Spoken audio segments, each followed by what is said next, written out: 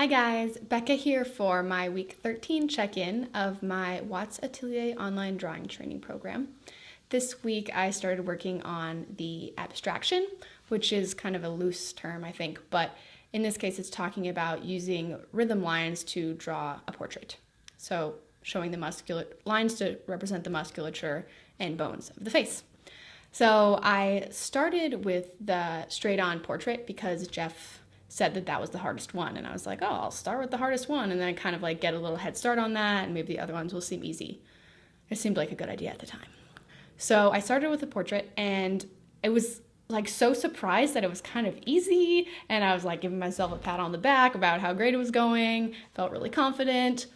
And then I moved on to the profile, which was actually also not too bad, and I was like, wow, I guess the abstraction's easier than the Asaro head or something. So then I moved on to the 3/4 head, and it was just so bad. I couldn't believe how bad my first drawings were. I was like, what the heck?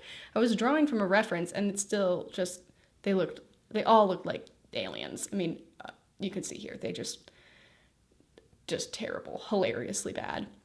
And the funniest part was when I was looking back through the drawings to make this video, I realized that all of their facial expressions looked really, really sad or depressed or disgusted, resigned.